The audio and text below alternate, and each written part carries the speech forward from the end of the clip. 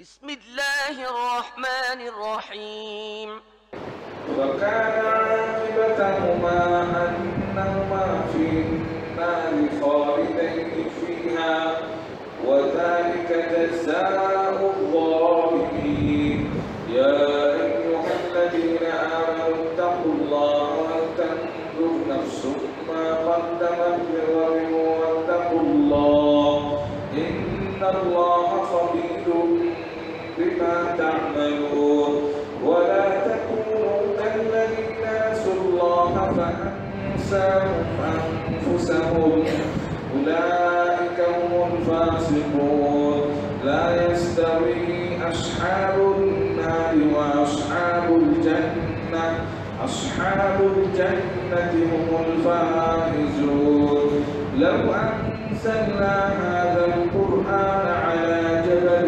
لرأيته خاشعا متصدعا من خشية الله وتلك الأمثال نضربها للناس لعلهم يتفكرون والله الذي لا إله إلا هو عالم الغيب والشهادة هو الرحمن الرحيم هو الله الذي لا إله إلا هو الملك القدوس السلام المؤمن المهيمن العزيز الجبار المتكبر سبحان الله عما يشركون والله الخالق البارئ المصور له الأسماء الحسنى يسبح له ما في السماوات والأرض وهو العزيز الحكيم আপনাদের মাঝে এখন বক্তব্য রাখবেন জনাব মতিউর রহমান মাদানী সাহেব। السلام عليكم ورحمة الله وبركاته إن الحمد لله نحمده ونستعينه ونستغفره ونعوذ بالله من شرور أنفسنا ومن سيئات أعمالنا من يهده الله فلا مضل له ومن يضلل فلا هادي له وأشهد أن لا إله إلا الله وحده لا شريك له وأشهد أن محمدا عبده ورسوله صلى الله تعالى عليه وعلى آله وصحبه وسلم تسليما كثيرا أما بعد فقد قال الإمام البخاري رحمه الله تعالى كتاب النكاح باب الترغيب في النكاح لقوله تعالى فانكحوا ما طاب لكم من النساء قال حدثنا سعيد بن أبي مريم قال أخبرنا محمد بن جعفر قال أخبرنا حميد بن أبي حميد الطويل أنه سمع أنس بن مالك رضي الله عنه يقول جاء ثلاثة رهط إلى بيوت أزواج النبي صلى الله عليه وسلم يسألون عن عبادة النبي صلى الله عليه وسلم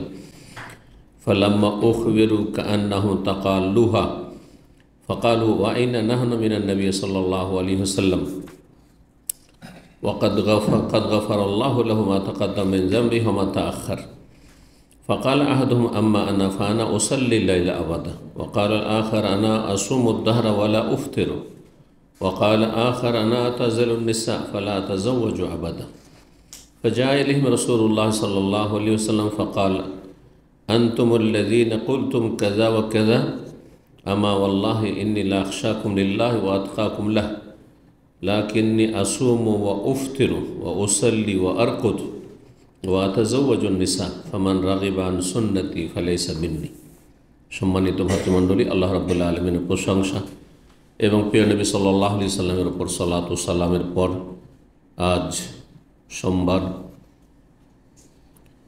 9 শওয়াল 1446 হিজরি মোতাবেক 7 এপ্রিল 2025 আমাদের ধারাবাহিক আলোচনা সহিহুল বুখারীর নতুন একটি পর্ব আজকে শুরু হবে ইনশাআল্লাহ। পর্ব হচ্ছে বিয়ে সম্পর্কে, বিয়ে শাদী বা বিবাহ সম্পর্কে, বিবাহের পর্ব। এই পর্বে ইনশাআল্লাহ তাআলা ধারাবাহিক 18 থেকে 20টি আলোচনা চলবে, তাতে আমরা বিয়ে সম্পর্কীয় হাদিসগুলি শেষ করতে পারবো। আল্লাহ যেন তৌফিক দান করেন। আজকে পর্ব নম্বর 1।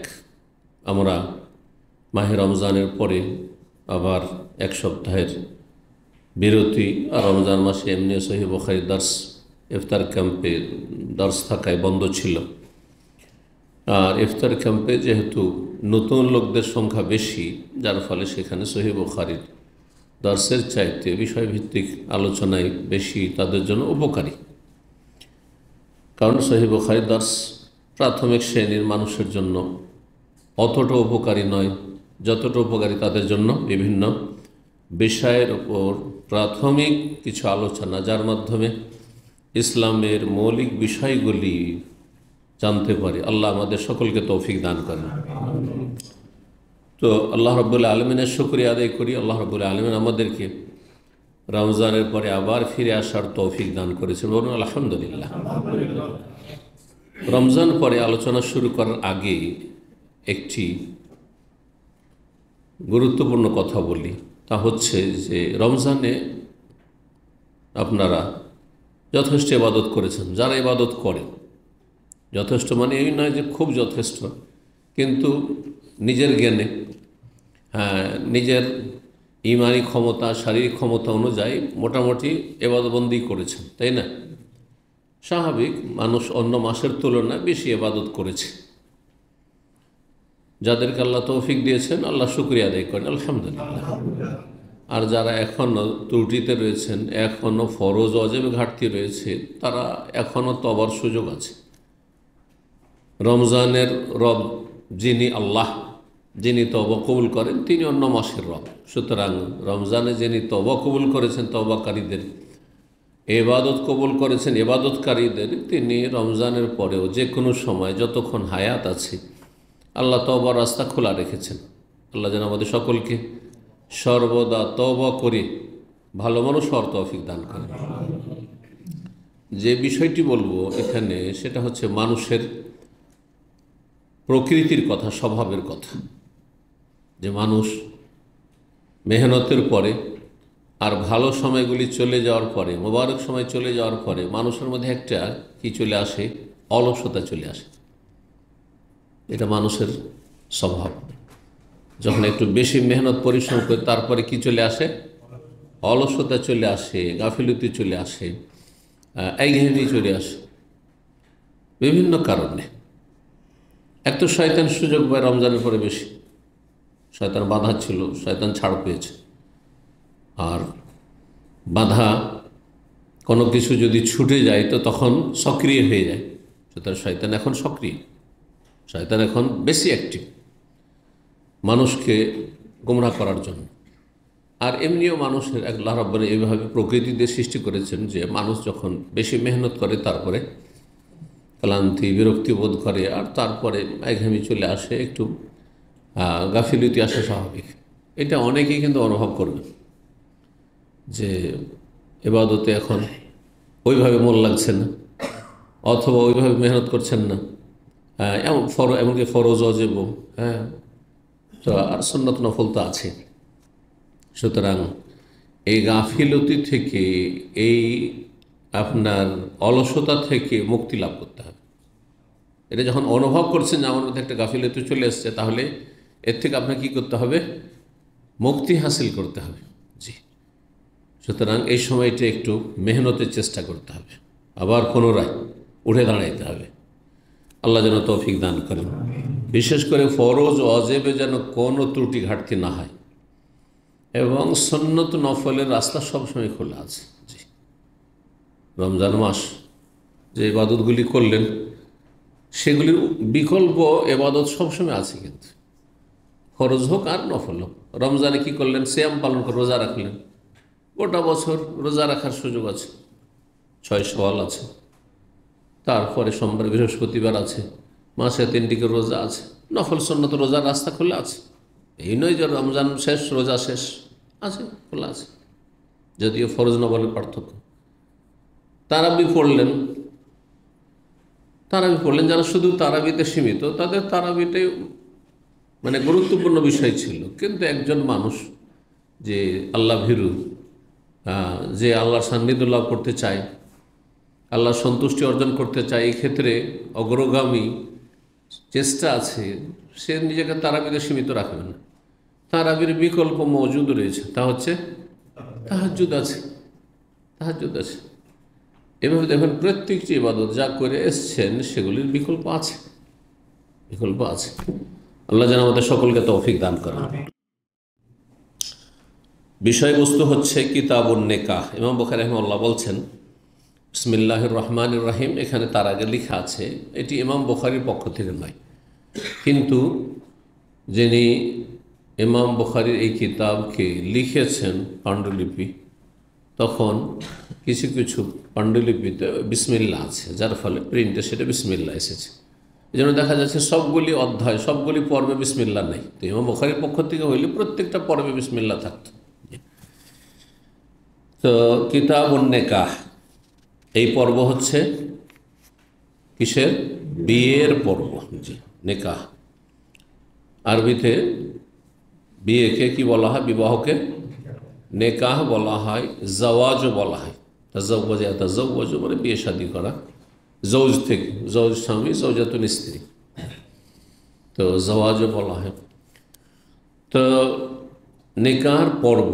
কিতাব একটা হচ্ছে পুরো কিতাব, সহিহ বুখারী একটি কিতাব, আর একটা কিতাব হচ্ছে একটা কিতাবের মধ্যে, একটা পুস্তকের মধ্যে যে বিভিন্ন পর্বগুলি রয়েছে, যার আন্ডারে বেশ কিছু অধ্যায় রয়েছে। তো একটি কিতাবের মধ্যে, এই সহিহ বুখারীর মধ্যে যে কিতাব, কিতাবুত তাহারা, কিতাবুস সালাত, কিতাবুজ যাকাত, কিতাবুস সিয়াম, কিতাবুন নিকাহ, কিতাবুত তাফসীর। তো এর অর্থ হচ্ছে যে এই এমন একটি বড় পর্ব যাতে অনেকগুলি কি রয়েছে? অধ্যায় রয়েছে, আবওয়াব, বাব রয়েছে। এই জন্য এতে বেশ কিছু কি আসবে? অধ্যায়, বাব আসবে। বাব দুনিয়ার ক্ষেত্রে বাব হচ্ছে কিসের? দরজা, ঘরের দরজা, অফিসের দরজা, বিল্ডিংয়ের দরজা। আর এলমের ক্ষেত্রে এটা হচ্ছে বাব। এটা হচ্ছে এলমের ক্ষেত্রে, জ্ঞান অর্জনের ক্ষেত্রে বিভিন্ন অধ্যায়, যাতে একটি ছোট্ট বিষয় রয়েছে, একটি ছোট্ট বিষয় রয়েছে, সেটার নাম বাব। আর যাতে অনেকগুলি বিষয় রয়েছে, সেগুলিকে বিভিন্ন অধ্যায়ে ভাগ করা যেতে পারে, সেটাকে কি বলেছেন ওলামায়ে কেরামগণ বা মুহাদ্দিসিনগণ? কিতাব, পর্ব। এ হচ্ছে নিকাহ, বিয়ের পর্ব। নিকাহ শাব্দিক অর্থ কি? নাকাহা ইয়ানকাহুর শাব্দিক অর্থ হচ্ছে আদ-দাম্মু ওয়াত-তাদাখুল, মিলিত করা, মেলানো। আর তাদাখুল মানে একটি অপরটির মধ্যে প্রবেশ করা। এটা হচ্ছে শাব্দিক অর্থ। শাব্দিক অর্থ, যেটাকে আবিধানিক অর্থ বলা হয়। যে কোনো শব্দের অভিধানে, ডিকশনারিতে একটা অর্থ রয়েছে, এটা হচ্ছে শাব্দিক অর্থ। তারপরে এই শব্দটিকে মানুষরা ব্যবহার করা শুরু করেছে কিসের ক্ষেত্রে? বৈবাহিক সম্পর্ক যে স্থাপন হচ্ছে, আকদে নিকাহ, এই ক্ষেত্রে। তো নিকাহ শাব্দিক অর্থ হচ্ছে তাহলে মিলিত করা। আর শাব্দিক অর্থের সাথে পারিভাষিক অর্থের একটা সম্পর্ক থাকে, দূর দিয়ে হইলে একটা সম্পর্ক থাকে। বিবাহের মাধ্যমে কি হয়? একজন ছেলে একজন মেয়েকে মিলিত করা হয়। একজন পুরুষ একজন নারীর সাথে বৈবাহিক সম্পর্কে সম্পর্কিত হয়ে তারপরে কি করে? তারা শারীরিক সম্পর্ক করে, জি, তাদের দখল হয়, তাদের বাসর হয় ইত্যাদি। তো এই শব্দগুলি তাহলে শব্দগুলি অর্থ বহন করছে বিবাহ। আর তারপরে বিবাহের যে প্রয়োগ, এই নিকাহ, আরবি শব্দ নিকাহর প্রয়োগ। নিকাহ শুধু বিয়েকে বলা হয় না, কোরআন হাদিসের ভাষায় নিকাহ যেমন বিবাহ বন্ধনকে বলা হয়, আকদে নিকাহকে বলা হয়, এর যে বন্ধন স্থাপন করা হইল, ঠিক তেমনি সহবাসকেও নিকাহ বলা হয়, সহবাসকেও নিকাহ বলা হয়। তো নিকাহ শব্দের দুটি অর্থ কোরআন হাদিসে রয়েছে। অধিকাংশ জায়গায় নিকাহ মানে বিবাহ বন্ধন, কোরআনে যে নিকাহ শব্দটি রয়েছে, ওয়ানকিহুল আইয়ামা মিনকুম, তোমাদের অবিবাহিতদের বিয়ে দিয়ে দাও। জি, কিন্তু আল্লাহ রাব্বুল আলামিন তৃতীয় তালাক হয়ে গেলে, এক তালাক দিল, দুই তালাক দিল, তিন তালাক দিয়ে দিল। এক তালাকের পরে চিন্তার সুযোগ আছে, রাখবে না রাখবে না, চিন্তা করে এখনো না রাখবেন। এক তালাক দিয়ে দুধ পার করে দিলেন আপনি, আপনার বেগানা হয়ে গেল, সে অন্য জায়গায় বিয়ে বসতে পারে, আর আপনার স্ত্রী না। দ্বিতীয় তালাক না, ফিরিয়ে নিলেন হয়তো এক তালাক দিয়ে, আর তারপরে আবার চললো না তার সাথে, দ্বিতীয় তালাক দিলেন, আবার চিন্তা করেন 3 মাসিক বা 3 মাস সুযোগ আছে। এই না যে ধাই ধাই করে একসাথে 3 তালাক বোকার মতো দিয়ে দেয়। হ্যাঁ, এটা মূর্খদের কাজ, এটা বেদাতিদের কাজ। হানাফি মজহাবের কিতাবেও একসাথে 3 তালাক দেওয়াকে বেদাতি হারাম কাজ বলা হয়েছে। হেদায়াতে, বেকায়াতে, কদরিতে সব কিতাব আছে তাদের। কিন্তু এই হারাম কাজ ওরা করে যাচ্ছে, ওদের মোল্লারাও করাচ্ছে, ওদের কাজীগুলো করাচ্ছে, জাহেলগুলো। 1 তালাক লিখবে না, ও 3টে লিখতে হবে। এটা তার জাহেল করে না, ওই যে তাদের পড়া মূর্খগুলো করায়, মূর্খ কাজীগুলো লিখায়, যেটা ইসলাম বিরোধী কাজ, তাদের মজহাব বিরোধী কাজ। তো ইসলামের হিকমা হচ্ছে যে আপনি চিন্তা করেন, 1 তালাক দিলেন, ধাক্কা খেয়েছেন আপনিও তালাক দিয়ে, আমার স্ত্রীও ধাক্কা খেয়েছে, ধাক্কা খেয়ে মানুষ সোজা হয়। এখন চিন্তা করেন, সোজা চললে চলেন ভালো করে, না হলে যাবে, শেষ। 3 মাস সময় দেওয়া হয়েছে, এর মধ্যে চিন্তা করেন 3 মাসিক সময় দেওয়া হয়েছে, দুজনেই চিন্তা করেন যে ফিরবো না, ফিরবো না, ফিরাবো না, শেষ। দ্বিতীয় তালাক আর একবার দিলেন, হ্যাঁ, যে না আর চলা যাচ্ছে না এখানে। তারপর আবার চিন্তা করেন, হ্যাঁ, আবার চিন্তা করেন 3 মাসিক, না, দুজনে চিন্তা করলেন রাখবো না, থাকবো না, যাক, শেষ, ওতেই শেষ। হ্যাঁ, তারপর আবার অথবা ফিরিয়ে নিলেন, ধরেন শেষ তো শেষই করে দিলেন, যথেষ্ট। এই নয় যে 3 তালাক দিতে হবে, জরুরি না। তারপরে ফিরিয়ে নিলেন, হয়তো আর একটা অবস্থা হচ্ছে যে না, চিন্তা ভাবনা করে আবার ফিরিয়ে নিলেন, তো ফেরার সুযোগ আছে ইদ্যতের মাঝে, ফিরিয়ে নিলেন। তারপরে দেখলেন যে নারী এবারও হইল না কাজ। এখন আল্লাহ বলছেন ফাইন তাল্লা কাহা, তৃতীয়বার যদি তালাক দিয়ে দেয়, তার আগে আল্লাহ বলছে তালাক ওমর রাতান, 2বার করে তালাক দিয়ে ফিরাতে পারবে। তালাকের রাজঈ মানে ফিরাবার সুযোগ যার যেই তালাকে রয়েছে তা হচ্ছে মাররাতান, 2বারে। আল্লাহ বলেন যে একবারই সব দিয়ে দাও, মাররাতান বলেছেন। তাহলে বোঝা যাচ্ছে যে কোরআনের নির্দেশ হচ্ছে যে একবারই দিবে। ফাইন তাল্লা কাহা, তৃতীয়বারও তালাক হয়ে গেল, আর চলবে না। তাহলে এবার ভালো করে চিন্তা করে নিতে হবে, কারণ এরপর আর ফেরাবার কোনো সুযোগ নেই। ফালা তাহেল্লাহ, এই স্বামীর জন্য এই স্ত্রী হালাল কখনো আর নাই। 3 তালাক দিয়ে দিলে কখন নাই।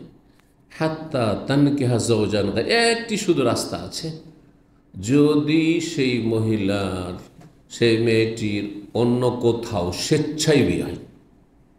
এই নয় যে চুক্তির বিয়ে, সে সংসার করার জন্য বিয়ে বসেছে, আর তাকে যে বিয়ে করেছে সেও সংসার করার জন্য বিয়ে করেছে, তারপরে তার সাথে চলল না, বলল না, আর তারপরে সেখান থেকে তালাক ফেসলার ইদ্যত পার হইল।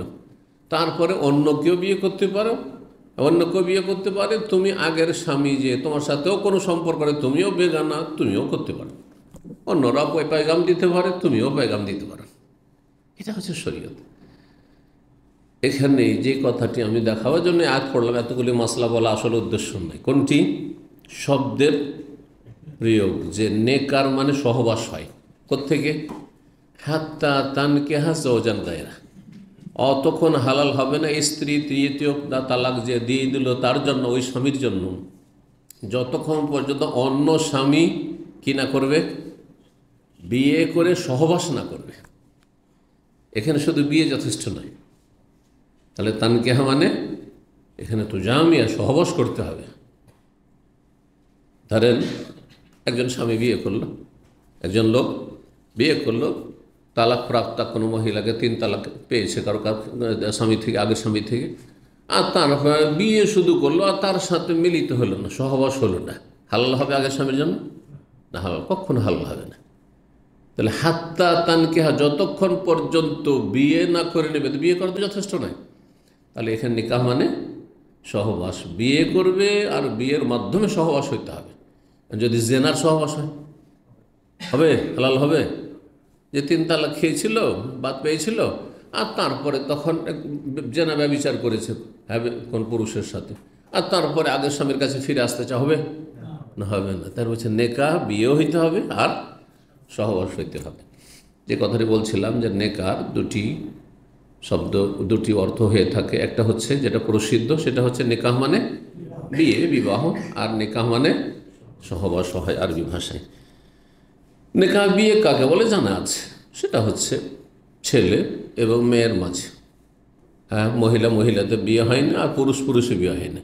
ছেলে মেয়ের মাঝে কি হয়? আকদ, বিবাহ বন্ধন হয় আল্লাহর কালেমা দ্বারা, জি, যার মাধ্যমে একজন আর একজনের সাথে সম্ভোগ করে।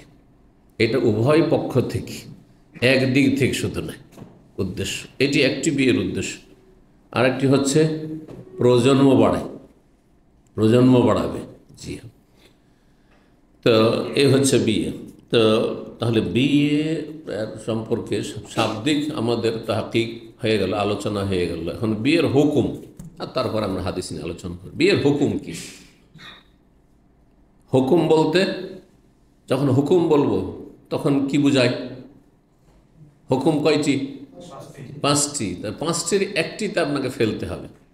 কে বলতে পারে 5টি? যে বলবে হাত তুলবে। 5টি কি বললেন? তো 5টি, মাশাআল্লাহ, ভালোই তো, অন্তত জানা তো আছে যে 5টি হুকুম। এটাও অনেকেই জানে না। হ্যাঁ,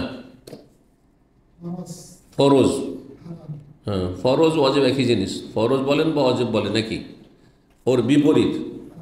ফরজ মানে করা জরুরি, আর ছাড়া জরুরি ওটা হচ্ছে হারাম, একবার জাস্ট বিপরীত। হ্যাঁ, তারপরে মোস্তাহাব, মোস্তাহাব মধ্যে সুন্নত শামিল, সুন্নাত মুআক্কাদা গায়র মুআক্কাদা সব শামিল। মোস্তাহাব মন্দুব, হ্যাঁ হ্যাঁ, ওর বিপরীত হচ্ছে করা ভালো মোস্তাহাব, আর না করা ভালো হচ্ছে মাকরু। মাকরু তানজিরি যেটা, কারণ মাকরু আবার হারাম না জায়েজকে মাকরু বলা হয়, জি।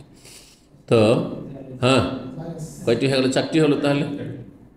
আর মাঝামাঝি একবারে মিডিলে, সেটা হচ্ছে জায়েজ। হ্যাঁ, করা না করা কোনো পার্থক্য আছে? করা না করা সমান, করা না করা সমান, এটার নাম হচ্ছে জায়েজ বা মুবাহ। এই 5টি হচ্ছে আহকামে শারঈয়া, শরীয়তের হুকুম। শরীয়তের হুকুম, যে কোনো মাসলা নিয়ে আসেন, যে কোনো একটা বিষয়, এই কাজটির হুকুম কি? 5-এর 1 হবে। মিথ্যা কথা বলার হুকুম কি? হারাম, ঠিক না? ভালো কাজের উপদেশ দেওয়া কি? হ্যাঁ, মুস্তাহাব, মানে সাধারণ অবস্থায়। কিন্তু যখন আপনার ছাড়া কেউ বিকল্প নেই, তখন ফরজ। তখন আচ্ছা, তারপরে আপনার দাঁড়িয়ে পানাহার করা, হ্যাঁ, মাত্র অপছন্দনীয়। দাঁড়িয়ে পেশাব করা হারাম, অপছন্দনীয়, বোঝা গেছে না? তো এইভাবে। আচ্ছা, জায়েজ, জায়েজের উদাহরণ ভাত খাওয়া, বলে সুন্নাত, চলবে? মোস্তাহাব, মাকরু, চলবে না। বুঝতে পেরেছেন? রুটি খাওয়া, আচ্ছা, এগুলোতে তো ইখতিলাফ করবে না, কিন্তু গরুর গোস্ত খাওয়া জরুরি। হ্যাঁ, কারণ গরুর গোস্ত না করলে কেমন করে মুসলমান হবে? হিন্দুর পাশে বাস করে, সুতরাং খেয়ে দিত অন্তত। নামাজও সমান সমান, ওরাও বে নামাজি, আমরাও বে নামাজি। হ্যাঁ, তাহলে কিসে পার্থক্যটা দেখাবো? গরুর গোস্ত খেয়ে, যে ওদের মাতা, ওরা পূজা করে, আমরা খাই, তাই না? এ হচ্ছে ভারত, বাংলাদেশ, পাকিস্তান অধিকাংশ মুসলিমদের অবস্থা। না, সব হবে গরুর গোস্ত খেলে। হ্যাঁ, কেউ যদি হারাম মনে করে, তো তার বাতিলকে খণ্ডন করার জন্য খাওয়া, তখন সব হবে, বোঝা গেছে? কিন্তু এমনি সব নেই কিছু। গরুর গোস্ত, খাসির গোস্ত আর চিকেন আর পাখির গোস্ত কোনো পার্থক্য আছে নাকি? সব কি মুবাহ, জায়েজ। খেলে নেকি নেই, আর না খেলেও গোনা নেই, কিছুই নেই। আচ্ছা, দামামি দীর্ঘদিন থাকলে সমুদ্র বিচে যাওয়া, একটা চক্কর দিয়ে দেখে আসি, হ্যাঁ, জায়েজ। কোনো স্বভাব আছে? কোনো স্বভাব নেই, তাই না? কোনো গুনাহ আছে? গুনাহ, কিন্তু পারিপার্শ্বিক অবস্থার কারণে স্বভাবও হইতে পারে, গুনাহ হইতে পারে। গিয়ে শুধু মহিলা দেখে এলেন আপনি, কোনখানে খোলামেলা কেউ দেখতে পাওয়া যায়, তাহলে গুনার কাজ করেছেন পারিপার্শ্বিক অবস্থার কারণে। আসল কাজটা আপনার কোন নিশ্চয় আপন জায়গায় ঠিক আছে, মুবাহ, ঠিক না? ওখানে গিয়ে কিছু ভুল ভ্রান্তি, অন্যায় দেখছেন, বেদাত দেখছিলেন, বা কেউ বাম হাতে খাচ্ছে, একটু নসিহা করে এলেন, নাকি হলো না? হলো না, পারিপার্শ্বিক অবস্থার কারণে, বোঝা গেছে? তো এখন বিয়ের হুকুম কি? কারণ আমাদের সমাজে বিয়ের সময় অনেক বিভ্রান্তি আছে। কেউ বলছে বিয়ে করা ফরজ, বেশিরভাগই শোনা যায় বিয়ে করা কি ফরজ। হ্যাঁ, বিয়ে করার হুকুম কি? কে বলবে? যে বলবে হাত তুলবে। হ্যাঁ, সুন্নাত অবস্থা। একটি লোক গুনাহ থেকে বাঁচতে পারছে না, বিয়ে না করলে সে হস্তমৈথুন করছে, বিয়ে না করলে শুধু ওই দেখে বেড়াচ্ছে, ওই হাসপাতালে অথবা ওই লেডিজ মার্কেটে ঘুরে বেড়াচ্ছে নারী দেখার জন্য। হ্যাঁ, গুনাহ থেকে চোখের গুনাহ থেকে বাঁচতে পারছে না। হ্যাঁ, লজ্জাস্থানে গুনাহ থেকে বাঁচতে পারছেন না, তো বলবে যে সুন্নাত। হ্যাঁ, তো যে সুন্নাত বলে দিলেন, চলবে সব সময় সুন্নাত বলা? হ্যাঁ, তাই কি বলতে হবে? সাধারণ অবস্থায় যুবকের জন্য বিয়ে করা কি সাধারণ অবস্থা? মানে একজন যুবক মানে তার যৌন ক্ষমতা আছে, হ্যাঁ, সে স্ত্রীর ভরণ পোষণ চালাতে পারবে, এটা হচ্ছে সাধারণ অবস্থা। হ্যাঁ, তুমি যখন সাবালক হয়েছো তো তুমি একটা স্ত্রীর ভরণ পোষণ চালাতে পারবে, এটা দায়িত্ব, তোমার কর্তব্য। আর তোমার গুনাহ হচ্ছে না, হ্যাঁ, যৌবনের কারণ তাড়নায় গুনাহ হচ্ছে না, তাহলে সাধারণ অবস্থায় সুন্নাত, সুন্নাতে মুআক্কাদা, শুধু সুন্নাত, সুন্নাতে মুআক্কাদা তাকিদ। বিয়ে করতে নবী উৎসাহিত করেছেন, প্রথম অধ্যায় হচ্ছে সহিহ বুখারীর। সাধারণ অবস্থায় সুন্নাতে মুআক্কাদা, কিন্তু বিশেষ বিশেষ অবস্থায় ভিন্ন হুকুম হতে পারে। কিছু কিছু মানুষের জন্য বিয়ে করা ফরজ, আর কিছু কিছু মানুষের জন্য বিয়ে করা মাকরুহ, অপছন্দনীয়, আর কিছু কিছু মানুষের জন্য বিয়ে করা হারাম, না জায়েজ। একজনের যৌন ক্ষমতা নেই, হস্তমৈথুন করে করে করে অথবা ওই বেশ্যাখানা গিয়ে ও কী হয়ে গেছে, যৌন ক্ষমতায় শেষ হয়ে গেছে, তাহলে তার জন্য বিয়ে করা জায়েজ না? মোটেই জায়েজ না। কারণ সেই ব্যক্তি একটি মেয়েকে নিয়ে সে মেয়েটিকে গুনাহ থেকে বাঁচাতে পারবে না, তার ছত্রছায়ায় মেয়েটিকে জেনা করে বেড়াবে, পাপ হওয়ার আশঙ্কা আছে, সুতরাং তার জন্য বিয়ে করা জায়েজ নেই। মোটেই তার হক আদায় করতে পারছে না, একেবারে পারছে না, তাহলে সে যদি বিয়ে করে তো গুনাহ হইতে থাকবে। বিয়ের একটি উদ্দেশ্য হচ্ছে যে নিজেকে গুনাহ থেকে বাঁচানো আর নিজের স্ত্রী গুনাহ থেকে বাঁচানো, সে যেন বেগানা পুরুষের দিকে না তাকায় আর আপনিও যেন কোনো বেগানা মহিলার দিকে না তাকান। তাহসিনুল ফরজ, লজ্জাস্থানে দুজনের হেফাজত হইতে হবে বিয়ের মাধ্যমে। তো বিয়ে করা কখন ফরজ? যখন গুনাহ থেকে বাঁচতে পারছে না বিয়ে ছাড়া, তখন কি করা ফরজ? গুনাহ থেকে বাঁচা যেহেতু ফরজ, আর গুনাহ থেকে বাঁচার মাধ্যম হচ্ছে বিয়ে করা, সুতরাং বিয়ে করা ফরজ। এবার বুঝতে পেরেছেন? বিয়ে করা নাজায়েজ কখন? বললাম যে আপনি শারীরিক মোটেই হক আদায় করতে পারছেন না। শারীরিক হক আদায় করতে পারবেন, কিন্তু ব্যক্তিত্বহীন মানুষ অনেকে আছে, নিজের পেটের ভাতটার ব্যবস্থা করতে পারেন, নিজের পেটের ভাতের ব্যবস্থা করতে পারেন না, গুনাহ তার হচ্ছে না, গুনাহ হচ্ছে না তার যৌবনের কারণে, আর নিজের পেটের ভাত নিয়ে হিমশিম খাচ্ছে, তো স্ত্রীকে খাওয়াবে কি? বাসা ভাড়া দিতে পারবে না, তাহলে এমন লোকের জন্য বিয়ে করা উচিত নয়। বলবো অপছন্দ তোমার জন্য বিয়ে করা, কারণ বিয়ে করলে বেশ কিছু দায়িত্ব নিতে হবে। তো যাই হোক, কথা লম্বা হয়ে গেল, এখন চলি। ইমাম বুখারী রাহিমাহুল্লাহ বলছেন কিতাবুন নিকাহ, এই পর্ব হচ্ছে কিসের? নিকাহর পর্ব। প্রথম অধ্যায়ে বলছেন বাবু তারগীব ফিন নিকাহ, এই অধ্যায় হচ্ছে বিয়ের জন্য উৎসাহিত করা। রাসূলুল্লাহ সাল্লাল্লাহু আলাইহি ওয়াসাল্লাম বিয়ের জন্য কি করেছেন? উৎসাহিত করেছেন। আল্লাহ বিয়ে করার হুকুম দিয়েছেন, আম্বিয়া রসুলগণ প্রায় সকলেই বিয়ে করেছেন, ভালো মানুষরা বিয়ে করার ক্ষেত্রে অগ্রগামী। শুধু আম্বিয়া রসুল বিয়ে করেনি, একাধিক বিয়ে করেছেন। জি, যদিও বিষয়টি ইখতিলাফ রয়েছে যে বিয়ে একটি করা হচ্ছে আসল না একাধিক করাটাই আসল, যেটা আসল হবে সেটা উত্তম। এবার বুঝতে পারছেন মাসলা? সেই মাসলা এখন যাব না, শুধু এতটুকু ইখতিলাফ আছে আমাদের। একদল বলছেন যে একাধিক বিয়ে করাটি শরীয়তের মূল বিধান, কারণ আল্লাহ দুই দিয়ে শুরু করেছেন, এক দিয়ে শুরু করেননি। ফানকিহু মা তাবা লাকুম মিনান নিসা মাসনা ওয়া সুলাসা ওয়া রুবা, দুই দুই, তিন তিন, চার চার একসাথে রাখতে পারবে, না পারলে ফাওয়াহিদ আল্লাহ বলেছেন। আর একদল বলছেন যে না, একটির মাধ্যমেই যদি গুনাহ থেকে বেঁচে থাকেন আপনি, গুনাহর আশঙ্কা না থাকে, তো একটি বিয়ে করা হচ্ছে আসল, আর একাধিক বিয়ে করা শর্ত সাপেক্ষ জায়েজ, জায়েজ অথবা উত্তম। জি, দুটি মত। আজকালকার জামানার দুর্বল ইমানের লোকদের জন্য একাধিক বিয়ে খুব বেশি তো জায়েজ, তাও শর্ত সাপেক্ষ। একদম বলা যাবে না। কারণ আজকাল মানুষের জীবনযাপনে ডিমান্ড অনেক বেশি বেড়ে গেছে, চাহিদা, এটা চাই ওটা চাই। আজকে থেকে 30-40 বছর আগে এমনটা ছিল না। 3 বার খেতে দিয়ে দিলে আপনার স্ত্রী খুবই সুখী একসময়। আর 2টো কাপড় যদি দিয়ে দিতে পারেন, হ্যাঁ, মোটা কাপড়, তো তাতেই সুখী ছিল, যথেষ্ট ছিল, আর কোনো ডিমান্ড ছিল না। অসুস্থ হলে একটু চিকিৎসা, তাও ডাক্তার, গ্রামে গঞ্জে কোথায় ডাক্তার ছিল না। যারা একটু মুরব্বী বয়সের তারা আমার কথা হাড়ে হাড় টের পাচ্ছেন। কিন্তু এখন খাওয়া দাওয়া খরচ সামান্য তুলনা করলে, হ্যাঁ, বাকি খরচগুলি বেশি, ঠিক না? তো যার ফলে বিয়ে শাদী অবশ্যই কমপক্ষে একটি করে করতে হবে, যার মাধ্যমে আম্বিয়া রসুলগণের সুন্নতের বাস্তবায়ন হবে, আল্লাহর হুকুম পালন হবে, রাসূলুল্লাহ সাল্লাল্লাহু আলাইহি সাল্লামের অনুসরণ হবে এবং গুনাহ থেকে বাঁচতে পারবেন। বিয়ের বহুমুখী ফায়দা রয়েছে। বিয়ে সম্পর্কে আমার বেশ কিছু আলোচনা আছে, সেই আলোচনাগুলি বিষয়ভিত্তিক আলোচনা, গুরুত্বপূর্ণ।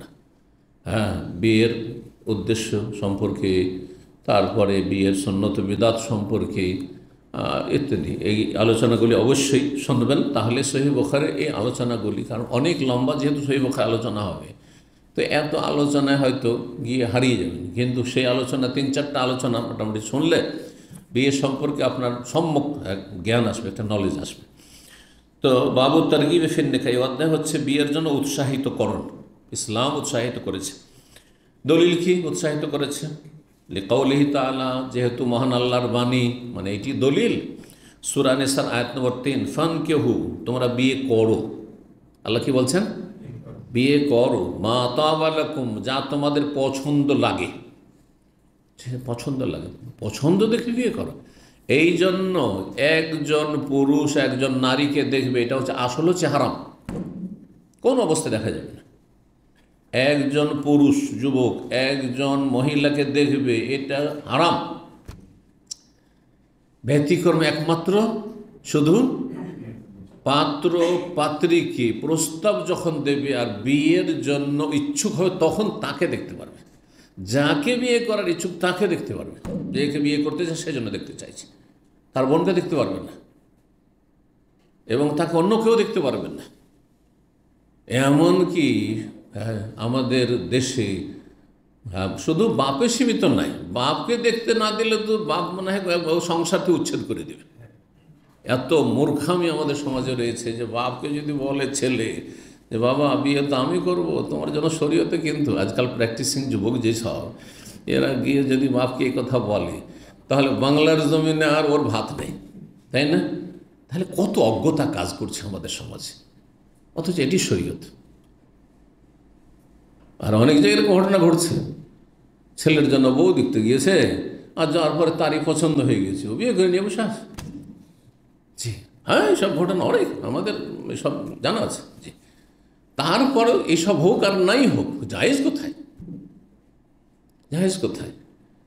তো বাপের জন্য যখন এতটুকু কোনো বৈধতার কোনো দলিল নেই, যদি তিনি হয়তো মুরব্বী হয়ে গেছে, হয়তো অনেক সময় বয়স হয়ে গেছে, তাহলে ভাইদের জন্য কোথায় জায়েজ? বন্ধু মহল, গোটা বন্ধু, যত বন্ধু স্যার ফ্রেন্ড সার্কেল সবকে নিয়ে যাবে, কোথায় জায়েজ? জায়েজ, হারাম। বন্ধুদেরকে নিয়ে, হ্যাঁ বউ দেখতে চলো, বউ দেখতাম বন্ধুরা, হ্যাঁ দুলাভাইকে নিয়ে, না মোটেই জায়েজ নয়। গ্রামবাসীকে নিয়ে, গ্রামের মণ্ডল মাতবরকে নিয়ে, ওটাই জায়েজ নয়, হারাম সব কাজ। তাহলে বিয়ের শুরু থেকে শেষ পর্যন্ত নাজায়েজ, হারাম আর বিদআত আর হিন্দুদের সংস্কৃতি, কুসংস্কার, শেষ নেই। এই বিষয়গুলি আমার ওই বিয়ের আলোচনা, বিয়ের সুন্নত বিদাতে আলোচনার চেষ্টা করেছি, যাতে মানুষ অন্তত বুঝে যে ইসলামে বিয়েটা কী জিনিস। বিয়ে এত সহজ এবং এত একটা পাক পবিত্র সম্পর্ক, এবং সেটাকে অতি কঠিন করে দিয়েছে, আর সেটাকে একেবারে কুসংস্কারে ভর্তি করে দিয়েছে, পাপে ভর্তি করে দিয়েছে, গুনার গুনাহ। তাহলে এই বিয়েতে বরকতি কী করে হবে, যে বিয়ের শুরু থেকেই গুনাহ শুরু হয়েছে, যেদিন বউ দেখতে ওই দিন থেকে গুনাহ শুরু হয়ে গেছে। কী করে বরকত হবে দাম্পত্য জীবনে? যার অধিকাংশ লোকের দাম্পত্য জীবনে বরকত নাই। আল্লাহ বলছেন যা তোমাদের পছন্দ হয়। এই পছন্দ হয় কেমন করে পছন্দ করবো, সেই জন্য নবী সাল্লাল্লাহু আলাইহি ওয়াসাল্লাম ফানজুর ইলাইহা, দেখে নাও, বিয়ে করবে তুমি দেখে নাও। ফাইন্নাহু আহরা আন ইউদাম বাইনাকুমা, তাহলে তোমাদের সম্পর্কটি স্থায়ী হওয়ার সম্ভাবনা রয়েছে। কিন্তু না দেখে বিয়ে করলেন, ও আমি তো ভাবছিলাম খুব ভালো মনে হয়, হ্যাঁ ওর বাবা তো দেখতে সুন্দর, ওর ভাইগুলো তো খুব সুন্দর বাইরে দেখি, কিন্তু আমার তো পছন্দ হইল না, মুশকিল।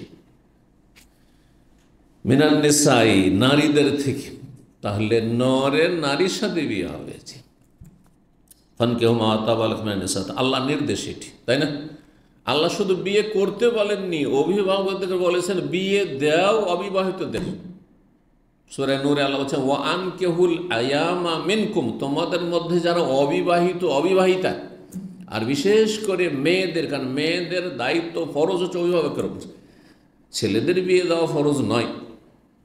যদি আর্থিক সচ্ছলতা থাকে তাহলে দেবে, ভালো কাজ, মুস্তাহাব কাজ, কিন্তু মেয়েদের বিয়ে দেওয়া অভিভাবকের জন্য ফরজ। যতক্ষণ পর্যন্ত তুমি বিয়ে না দিতে পেরেছো মেয়ে, ততক্ষণ পর্যন্ত তোমার ভরণ পোষণ চালিয়ে যেতে হবে। আর সাবালিকা হয়েছে, সুতরাং এটি তোমার উপর আমানত, ফরজ আমানত আদায় করতে হবে ভালো ছেলের কাছে তুলে দেওয়ার মাধ্যমে, বিয়ে দেওয়ার মাধ্যমে।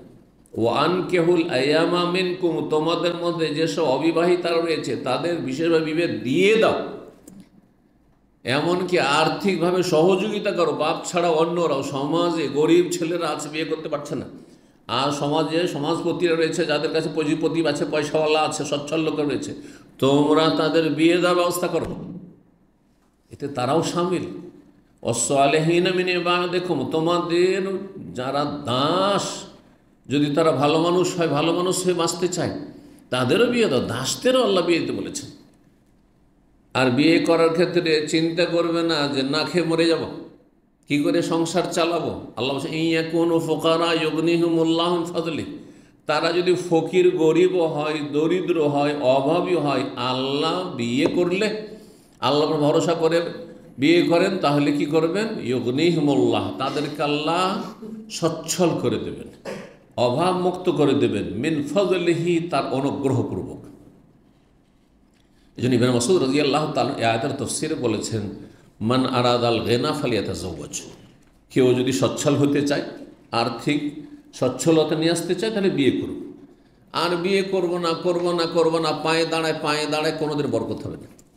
টাকা, অধিকাংশ লোকেরা টাকা সেভ করতে শিখেছেন, পয়সা বাঁচাতে শিখেছেন বিয়ের পরে, অথবা রিজিকের রাস্তা খুলেছে বিয়ের পরে। হয় আগেই টাকা পয়সা ইনকাম করতেন কিন্তু বাঁচাতে পারতেন না, আর না হলে টাকা পয়সার রাস্তাই খুলছিল না। বিয়ে করার পরে দেখা গেছে যে আলহামদুলিল্লাহ, এতদিন তো চিন্তা করছিলাম আমার পেট নিয়ে বাপের হোটেলে খাচ্ছিলাম, এবং আমার নিজের খাওয়া খরচ বের করছি, আমার স্ত্রী, আমার ছেলে মেয়ে হয়েছে, তাদের কখনো অসুবিধা হয়নি, আলহামদুলিল্লাহ। এগুলো অভিজ্ঞতা, আর এগুলো হচ্ছে বাস্তবকে অস্বীকার করা যায় না। জি, তো আল্লাহ যেন বোঝার তৌফিক দান করেন, এবং যারা বিয়ের ক্ষেত্রে পিছপা, ভয় পাচ্ছেন, তাদেরকে আল্লাহ তাদের ঈমানে জোর দান করেন। 5063 নম্বর হাদিস বর্ণনা করছেন আনাস বিন মালিক রাদিয়াল্লাহু তাআলা আনহু, প্রখ্যাত সাহাবী, তার থেকে বর্ণনা করেছেন তাবি হুমায়দ বিন আবি হুমায়দ আত-তাওয়িল। তো আনাস রাদিয়াল্লাহু তাআলা বলছেন যা সালাসাতু রাহাতিন ইলা বুয়ুতি আজওয়াজিন নবী সাল্লাল্লাহু আলাইহি ওয়াসাল্লাম, একদিন 3 জনের একটি ক্ষুদ্র দল নবী সাল্লাল্লাহু আলাইহি ওয়াসাল্লামের সহধর্মিণীগণের বাড়িতে আসলো, মানে বাড়ির বাইরে, বাড়ির গেটে আসলো। নবী সাল্লাল্লাহু আলাইহি ওয়াসাল্লাম বিবিগণের লাইন ধরে 9টি বাড়ি তৈরি করা ছিল। মসজিদ নববীতে যখন কিবলামুখী হয়ে দাঁড়াবে তখন বাম হাতে, মসজিদ নববীতে যখন কিবলামুখী হয়ে দাঁড়াবেন, কিবলা কোন দিকে, উত্তরে না দক্ষিণে? হ্যাঁ, দক্ষিণে। দক্ষিণ দিকে মুখ করে যখন দাঁড়াবেন, বাবু সালাম ডান হাতে হবে, আর জিবরাইল ওই যে বাকির দিকটা হবে আপনার বাম হাতে। তো বাকির দিকে মা আয়েশা রাদিয়াল্লাহু তাআলা আনহার হুজরাতে নবী সাল্লাল্লাহু আলাইহি ওয়াসাল্লাম, আবু বকর, ওমর রাদিয়াল্লাহু তাআলা তাদের কবর আছে।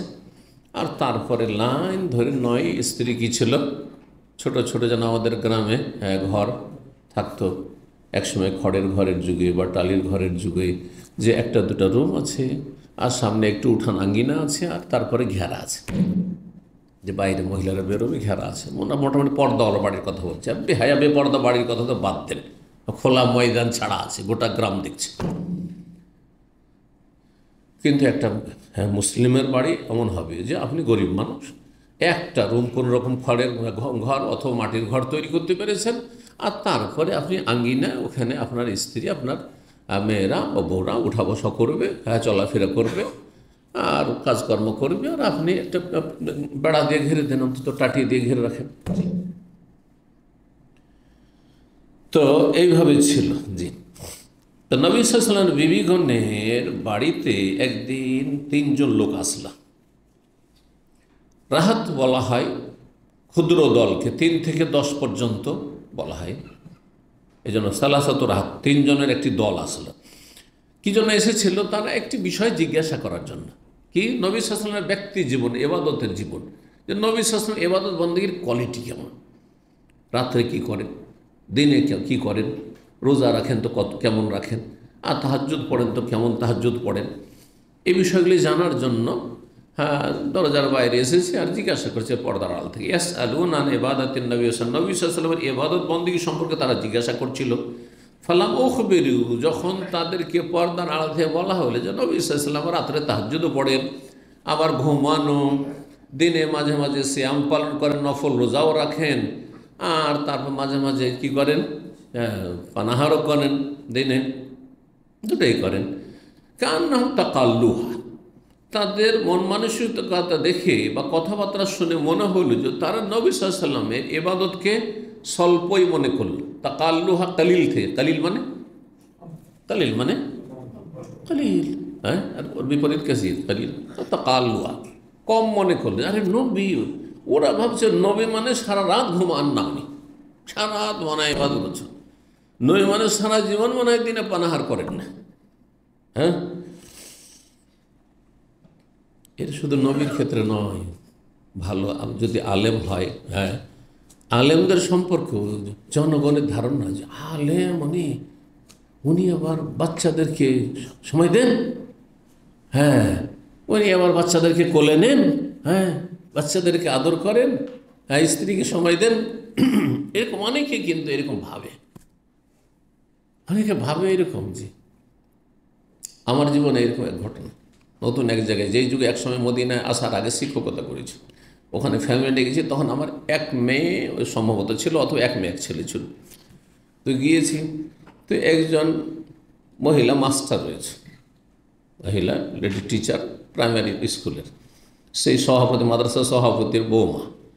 তো আমার ওয়াইফকে বলছে, আমাকে বাচ্চা কোলে নিতে দেখে, ছেলেকে কোলে নিয়ে আছি আমি, অথবা মেয়েকে কোলে নিয়ে আছি, বলছে মৌলানা সাহেব কোলে নেন, হ্যাঁ, মৌলানা সাহেব আমার বাচ্চা কোলে নেন। কথা বুঝতে পেরেছেন? আচ্ছা, এটা তো একটা হইল। দামামের ঘটনা শোনে, দাম আজকে থেকে 10-12 বছর আগে এই টয়টার মাছ মার্কেটে গেছি জোহর পরে, আমি সম্ভবত আমার সাথে এনাম ভাই, যদি ভুল না করি, তাহলে যাদের সাথে আমি যেতাম মাঝে মধ্যে কখনো হয়তো, তো উনি আমার বাসার বাজার টাজার করে দেন রাহিমাহুল্লাহ তাআলা, তো বাজার করে দিতেন। তো মাঝে মধ্যে উনি সোমবার হলে বলছে শেখ চলো সাথে, চলো। তো জোহর পরে মাছ মার্কেট ঢুকেছি, জানেন তো মাছ মার্কেট টয়টা ঢুকেছি। তারপরে একজন আমার ভক্ত, মানে একেবারে নিয়মিত আলোচনা শুনে আর সহি আকীদা পেয়েছে, হেদায়েত হয়েছে, কিন্তু সেন্টারে কোনো দিন আসেনি। আমাকে দেখার পরে বড় বড় চোখ করে দেখছে, বড় বড় চোখ করে দেখছে আমার দিকে, আর বেশ কিছুক্ষণ দেখে থাকার পরে বলছে শেখ আপনি বাজারে। এটা কিন্তু আমাদের দেশের আম সাধারণ ধারণা, বুঝতে পারছেন না, যে আলেমরা আবার বাজারে কেন, আলেমরা আবার হাটে ঘুরবে কেন? হ্যাঁ, মনে হচ্ছে আলেমরা ফেরেশতা, আলেমদের পেট নেই, আলেমদের সংসার নেই, বুঝতে পারছেন না। আর এটার এত বেশি প্রভাব পড়েছে আলেম সমাজের ওপর, যে আলেম সমাজ, বিশেষ করে বাঙালি সমাজের আলেমরা, যার ফলে এরা মানিজ্যত নিয়ে ভয় পেয়ে এরা ব্যবসা তো নামে না, যার ফলে আলেম সমাজ যদি হালাল খায় আর ধর্ম ব্যবসা না করে, তাহলে এদের পেটের ভাত হয় না, গরিবেরা অধিকাংশ। হ্যাঁ, পয়সাওয়ালা হুজুর কোথায় পাবেন? যারা ধর্ম ব্যবসা করে। ধর্ম ব্যবসা করে কারা? বিদাতি আলেম সমাজ। এদের কোরআন খানিতে ইনকাম, হ্যাঁ, তারপরে মরান নামের ভোজ ভাজে ইনকাম, তারপরে আপনার বলেন মিলাদে ইনকাম, তাবিজে ইনকাম, ঠিক কিনা? নজরানার ইনকাম আছে না নাই? ইনকাম আর ইনকাম। আর মাজার নিয়ে বসলে তো চিন্তা নেই। সবচেয়ে বড় ধনী ভারত, বাংলাদেশে, বিশেষ করে বাংলাদেশের পীরদের জমিন। সবচেয়ে বড় ধনী হচ্ছে পীরেরা। এদের কাছে নেতারা যারা হারাম দুর্নীতি করে খাচ্ছে তারাও ফেল হয়ে যাবে, কিন্তু আপনি সহি আকিদার আলেমদের দেখেন, হ্যাঁ, এরা সাধারণত গরিব মানুষ। একমাত্র সহি আকিদার মধ্যে সচ্ছল কারা আছে? ফেমাস বক্তা হয়ে গেছে, এটা জুমা পড়াইলে 20,000 25,000। হ্যাঁ, কারণ জুমা পড়াটা আজকাল ফ্রি নেই। একটা যুগ ছিল এটা কল্পনার বাইরে ছিল। আর তারপরে ওয়াজ করলে 50,000 আছে। হ্যাঁ, তাদের বিষয়টা ভিন্ন হয়তো। না হলে আপনি সাধারণভাবে দেখেন সহি আকিদার আহলে হাদিস আলেমরা গরিব, সহি আকিদা আলেমরা গরিব। আর যারা যত বেশি বেদাত করতে পারে তাদের ইনকাম সোর্স অনেক বেশি। এখন একজন মসজিদে ছোটো মোটো মৌলভী সাহেব সহি আকিদার, ওকে বেতন দেবে কত টাকা বেতন দেয়? 10 থেকে 15,000 টাকা। 10 থেকে 15,000 টাকা, 10-15,000 টাকাতে কী হবে চিন্তা করুন দেখি। কিন্তু সে যদি এই সমাজের চাপে আর সমাজের লজ্জায় পরোয়া না করে সে ব্যবসা বাণিজ্যে নামতো, তাহলে দুনিয়াদাররা সুখী হচ্ছে, সেও সুখী হইতে পারত। বাঙালি সমাজের আলেমরা ব্যবসা বিমুখ। পক্ষান্তর আমি অন্যদের দেখেছি, উর্দু ভাষীদের মধ্যেই অনেক যথেষ্ট ব্যবসায়ী আছে আলেম আলমারা। এর কারণ এটাই, আরে আলেম সমাজ, এরা হাটে বাজারে, এরা ব্যবসা করবে। তারপরে আলেম হাফেজ সাহেব, কারি সাহেব নিজেও বুঝছে, ভাবছে যে আমি হাফেজ হয়েছি, আবার কারি হয়েছি, আবার আমি ব্যবসা বাণিজ্য করবো। লোকীয় সমালোচনা করছে, আবার কোন আলেম হইল, আবার কোন হাফেজ কারি হইল যে ব্যবসা বাণিজ্য করে বাড়িতে দোকানপাট করছে। বুঝতে পেরেছেন? অথচ এমন কোনো আইবের কথা না, সে হালাল রুজি করছে। হ্যাঁ, সে হালাল রুজি করছে, মানুষের দ্বারস্থ হবে না, সাদকা ফিতরা খাবে না। সেই জন্য আল্লাহ বুঝার জন্য তৌফিক দান করে। আর এইটা কিন্তু প্রাচীন একটা ভ্রান্ত ধারণা। মক্কার কাফেরেরা নবীকে অস্বীকার করতো না। বিভিন্ন অজুহাত বাহানা ছিল, তার মধ্যে একটি বাহানা ছিল যে এক নবী কি করে হইতে পারে, মালে হাজার রসুল, এ আবার কোন রসুল হইল? কোরআনের ভাষায় বলছি, আল্লাহকে মালে হাজার রসুল, এ আবার নবী, কোনো তাম আমাদের মতো খাবার খায়, আমরাও খাই, সেও খাই, পার্থক্য কি? আবার নবী কেন হবে? নবী মানে খাবার দাবার খেতে হবে না? হ্যাঁ, আর কি ওয়ামশি ফিল আসওয়াক, হাটে বাজারে চলাফেরা করে। নবী মোহাম্মদ বাজারে কেন আসছে, হাটে কেন আসছে? হ্যাঁ, ও ফানাফিল্লা হয়ে থাকবে, হ্যাঁ, সবসময় আল্লাহ বিল্লাহ করবে। এবার কোন ঠিক ওই ধারণায় চলে আসছে কিনা? সমাজেও খারাপ নজরে দেখছে আলেম হওয়ার পরে আবার ব্যবসা, আর নিজেও মনে করছে যে হাফেজ হয়েছি, তার মানে আমাকে ওই মসজিদে একটা মসজিদ খুঁজতে হবে, মসজিদে খাদেম হইতে হবে, অথবা মসজিদ ইমাম হইতে হবে। না, মোটেই না। জি, বাজারের জন্য আমার প্রয়োজন, আর ভাই আমার বাজারটা করে দেন করতে হবে পরকে নাকি? না, আমাকে নিজে যেতে হবে, উচিত তো আমার। সে কেউ যদি আমার উপর এহসান করে, জাযাকুল্লাহ খাইর, ভিন্ন বিষয়, ঠিক না? তাহলে আমরা যে এই ধারণা রাখছি যে হ্যাঁ, আরে শেখ আপনি এখানে, আরে আপনি বাজারে খেজুর কিনতে এসছেন, আপনি বাজারে মাছ কিনতে এসছেন, এটা ভুল ধারণা আসলে। বুঝতে পারছেন না? কোথা থেকে গেলাম? এই যে নবী সাল্লাল্লাহু আলাইহি ওয়াসাল্লাম, নবী মানে সারা রাত ইবাদত করবে, হ্যাঁ, ঘুমিয়ে থাকবে। নবী মানে সারা জীবন রোজা রাখবে, রোজা ছাড়বেই না, নফল রোজা রাখতেই থাকবে না, মোটেই না। তিনিও মানুষ হিসাবে শারীরিক চাহিদা রয়েছে, হ্যাঁ। সুতরাং আর মানুষ হিসাবে তার শুধু ফরজ দায়িত্ব শুধু সেজদায় পড়ে থাকা নয়, স্ত্রীর হক আদায় করা রয়েছে, ছেলে মেয়েদের হক আদায় করা রয়েছে, তাদেরকে সময় দিতে হবে, প্রত্যেকে দিতে হবে। জি, আল্লাহ যেন বুঝার তৌফিক দান করে। তো এই তিনজন লোক আন্নাহু তাকাল্লুহা, নবী সাল্লাল্লাহু আলাইহি ওয়াসাল্লামের ইবাদতকে বড়ই স্বল্পই মনে করলো। তারপরে তারা নিজেই কল্পনা করে মন্তব্য করতে লাগলো, ওয়াইনা নাহনু মিনান নবী সাল্লাল্লাহু আলাইহি ওয়াসাল্লাম, কোথায় নবী, কোথায় আমরা কোথায়, আর নবী কোথায়? ওয়াইনা নাহনু, কোথায় আমরা, মিনান নবী, নবী সাল্লাল্লাহু আলাইহি ওয়াসাল্লাম থেকে। নবী সাল্লাল্লাহু আলাইহি ওয়াসাল্লামকে আল্লাহ এমনি সব আগের পরে সব মাফ করে দিয়েছেন। উনি যদি ইবাদত নাও করেন তো অসুবিধা কি? হ্যাঁ, জান্নাত তো ফরজ তাঁর জন্য, তাই না? জান্নাত তো সবচেয়ে উচ্চ মর্যাদা। কিন্তু আমরা তো পাপী, সুতরাং আমাদেরকে সব সময় কী করতে হবে? সেজদায় পড়ে থাকতে হবে সারা রাত, আর সারা জীবন রোজা রাখতে হবে। আর বিয়ে শাদী করা যাবে না, কারণ বিয়ে শাদী করলে ইবাদত বন্দেগীতে বাধা। অনেক মনে করে বিয়ে শাদী করলে আমার এলেম চর্চায় বাধা। হ্যাঁ, এগুলো ভুল ধারণা। আসলে সবগুলির ব্যালেন্স ঠিক রাখতে হবে, এটার নাম ইসলাম। আল্লাহর হক ঠিক আছে, মানুষের হক ঠিক আছে, দুনিয়াও করছেন আপনি, দিনও করছেন, কিন্তু দুনিয়া 2 নম্বরে, দিন আপনার 1 নম্বরে।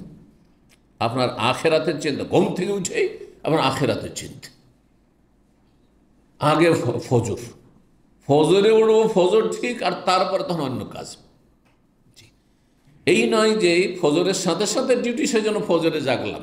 এইখানকার অধিকাংশ প্রবাসীদের অবস্থা এটা, যখন রাত বড় হয়ে যায় আর ফজর পড়তে পড়তে 6টা হয়ে যায়, তখন মুসল্লিদের সংখ্যা বেড়ে যায়। কিসের জন্য? যে এমনি তো ডিউটির জন্য উঠতে হচ্ছে, চল মসজিদে নামাজ পড়ি, আর তারপরে বাস ধরি। করছে না? কিন্তু যখন ভোর 3টেতেই ফজর হয়ে যায় বা 3:30 ফজর হয়ে যায়, তখন মুসল্লি খুঁজে পাওয়া যায় না। বুঝতে পারছেন? তাহলে আগে এই লোকের বা এই শ্রেণীর লোক যাদের সংখ্যা বেশি, তাদের কাছে আগে দুনিয়া, আগে পেট, আগে ডিউটি, আগে পয়সা, তারপরে আখেরাত। আখেরাত হইল, জান্নাত না হইলে অসুবিধা, কিন্তু পয়সার দরকার। এ হচ্ছে মুসলিমদের বাস্তব অবস্থা। আল্লাহ বুঝার তৌফিক দান করেন। তো তারা বলল যে নবী সাল্লাল্লাহু আলাইহি ওয়াসাল্লাম কোথায়, আমরা কোথায়? ওয়াকাদ গাফারাল্লাহু লাহু মা তাকাদ্দামা মিন যামবি ওয়া মা তাআখার। নবী সাল্লাল্লাহু আলাইহি ওয়াসাল্লামের আগের পরে সব ভুল ভ্রান্তি গুনাহ মাফের ঘোষণা আল্লাহ করেছেন সূরা ফাতহে। ইন্না ফাতাহনাকা ফাতহাম মুবিনা লিয়াগফিরা লাকাল্লাহু মা তাকাদ্দামা মিন যামবিকা ওয়া মা তাআখার। ফাকাল আহাদুহুম, তারপরে নিজেরা ইবাদত বন্দেগী খুব বেশি করবে বলে এক একজন নিজের মত ব্যক্ত করতে লাগলো। একজন বলল তাদের, আম্মা আনা, দেখো আমি কিন্তু, ফানা ওসাল্লিল লাইলা আবাদা, সারা রাত নামাজ পড়ব, সারা রাত তাহাজ্জুদ পড়ব, ও ঘুমাবে না। আচ্ছা বলুন তো, আমাদের সমাজে বিশেষ করে বিদাতি হুজুরদের কাছে এসব কিচ্ছা কাহিনী খুব মশহুর আছে, যে আবু হানিফা রাহিমাহুল্লাহ 40 বছর এশার উজুতে ফজর পড়েছেন। 40টা বছর তো আসল যৌবন। একজন সাবালক হয় 15 বছর বয়স, ঠিক কিনা? তো 15 থেকে নিয়ে 40 হলে কত বয়স হয়ে গেল? 55 হয়ে গেল। তো 55 পর আর কতটা বা যৌবন থাকে? বুঝতে পারছেন কি পারছেন না? শেষ। তাহলে আসল যৌবনকালে ইমাম আবু হানিফা স্ত্রীর হক আদায় করেননি, নাউজুবিল্লাহ। এই স্ত্রী যদি হক আদায় না করে, সেই ব্যক্তি ভালো মানুষ না খারাপ মানুষ বলেন? তাহলে যেই বেদাতিগুলো আবু হানিফা সম্পর্কে জালিয়াতি করেছে, জাল কিচ্ছা কাহিনী বয়ান করেছে, তার আবু হানিফাকে কি করেছে? ছোট করেনি, শুধু অপমান করেছে, অপদস্থ করেছে, তার মিথ্যাচার করেছে, মিথ্যা আরোপ করেছে, মানহানি করেছে। এটা হতে পারে? তার পক্ষে একটা সাধারণ মুসলিম, যার ইসলাম সম্পর্কে প্রাথমিক জ্ঞান আছে, সেও জানে যে আল্লাহর যেমন হক আদায় করতে হবে, আমার স্ত্রী ছেলেমেয়ের হক আদায় করতে হবে। শুধু না আমি 40 বছর ধরে এশার উজুতে ফজর পড়ব, তাহলে আমার স্ত্রীর কাছে তো যাওয়া চলবে না, কারণ স্ত্রীর কাছে গেলেই তো মজি বেরিয়ে আসবে। আর যদি সহবাস নাও হয়, তো স্ত্রীর কাছে কাছাকাছি হইলে তো মজি বেরিয়ে আসবে, আর মজি বের হইলেই তো কী হয়ে গেল? ওজু নষ্ট হয়ে গেল। তাহলে ফজর কী করে পড়ছেন না? তার মানে বিছানার ধারে কাছে, স্ত্রীর রুমেই ঢুকেননি, ঠিক না? আবু হানিফা রাহিমাহুল্লাহ তাহলে 40 বছর রাত্রে স্ত্রীর রুমেই ঢুকেননি। মেনে নেবেন? বুঝে সুঝে জালিয়াতি করতে হয়। জালিয়াতির একটা সীমানা আছে। কিছু জাল আছে মার্কেটে চালিয়ে দেওয়া যায়, কিন্তু কিছু জাল আছে চালানো যায় না মার্কেটে। বুঝতে পারছেন না? মানুষ যখন ধর্মান্ধতায় লিপ্ত হয়ে যায়, এগুলোকে ধর্ম অন্ধ বলে। হ্যাঁ, তাকলিদ আমা, অন্ধভক্তি মানুষের অন্তর্দৃষ্টিকে অন্ধ করে দেয়, ব্লাইন্ড করে দেয়, আর চোখকে অন্ধ করে দেয়, কিছুই দেখে না, হক দেখেও দেখে না, হক জেনেও জানে না। আল্লাহ বোঝার তৌফিক দান করেন। সুতরাং এসব মিথ্যা কথা, যে ইমাম আবু হানিফা রাহিমাহুল্লাহ রাসূলুল্লাহ সাল্লাল্লাহু আলাইহি ওয়াসাল্লামের সুন্নতের অনুসারী ছিলেন, জি, সুতরাং তিনি আল্লাহর যেমন হক আদায় করেছেন, স্ত্রীর হক আদায় করেছেন, তার বাচ্চারা থাকলে তাদের হক আদায় করেছেন, জি, সবার হক আদায় করেছেন, জি। আর তিনি মানুষ ছিলেন। হ্যাঁ, 40 বছর যদি মানুষ বিবাহ নাও করে, তবু কি সম্ভব কখনো তার বায়ু সরবে না, ফেরেশতা, উজু নষ্ট হবে না কখনো এর সাথে ফজর? হতে পারে এটা? আশ্চর্য কথা। তো বললো যে সারা রাত কি করব, একজন ওসাল্লিল্লাইল আবাদ, সারা জীবন সারা রাত আমি তাহাজ্জুদ পড়তে থাকবো। ওয়াকালা আখার, দ্বিতীয় ব্যক্তি না সুমুদ্দাহারা, সারা জীবন আমি শ্যাম পালন রোজা রাখবো। ওয়ালা উফতের, কখনো দিনে পানাহার করবো না। জায়েজ এটি সর্বর্ধে কতটা জায়েজ? দাউদ আলাইহিস সালামের রোজা, সেটা হচ্ছে একদিন রোজা, আরেকদিন, জি হ্যাঁ, যদি কেউ কেউ বলেছেন যদি কারো শরীরে শক্তি থাকে যায়, কিন্তু অনুত্তম। কিন্তু ওই জায়েজ আর অনুত্তম, যেখানে নবী সাল্লাল্লাহু আলাইহি সাল্লাম বললেন যে সর্বশেষ পারমিশন ওই সাহাবীকে, এই ছাড় নিতে নিতে নিতে নিতে তাহলে তোমাকে দাউদ আলাইহিস সালামের রোজা রাখতে, হ্যাঁ, এ সময় মানে ইফতার, তাই না? তো এ বললো যে সারা জীবন আমি রোজা রাখবো। ওয়াকালা খার, তৃতীয় ব্যক্তি বলল আনা আতাজিলুন্নিসা, তোমরা দুটো ভাগ করে নিলে তো আমি আরেকটা নিই। এটা হচ্ছে আমি স্ত্রীদের থেকে আলাদা হয়ে যাবো একবার। তার মানে ওর স্ত্রী ছিল, হয়তো গিয়েও তালাক দিব। আতাজিলুন্নিসা, স্ত্রী থেকে একেবারে জুদা হয়ে যাবো আমি, হ্যাঁ। ফালা আতাজাওয়াজু আবাদা, আর জীবনে কখনো বিয়ে করব না, কখনো আমি বিয়ে করব না, বৈরাগী হয়ে যাব, সংসার ত্যাগী। জায়েজ নবী সাল্লাল্লাহু আলাইহি হাদিস, লা রহবানিয়াত ফিল ইসলাম, ইসলামে বৈরাগ্যবাদ নেই, সংসার ত্যাগ করা জায়েজ না, বনে জঙ্গলে চলে যাওয়া জায়েজ নাই। তো তাই যদি হয়, কেউ যদি বিয়ে শাদী না করে তাহলে তো 50 বছরের মধ্যে যেটি মুসলমান আছে মরে শেষ হয়ে যাবে। তো মুসলিম জাতি দুনিয়া থেকে শেষ হয়ে যাবে, তাই না? ইসলামে এই রাস্তা রাখা হয়নি, মোটেই না। তারপরে দেখেন, মানুষের শরীরে যে চাহিদা আছে সেই চাহিদা যদি পূরণ না করি, তো এর উদাহরণ ঠিক ওই রকমই যেমন বন্যা এসেছে দেশে, কথা বুঝতে পারছেন না? আর পানি চারিদিকে, বন্যার পানিতে প্লাবিত হয়ে গেছে। এখন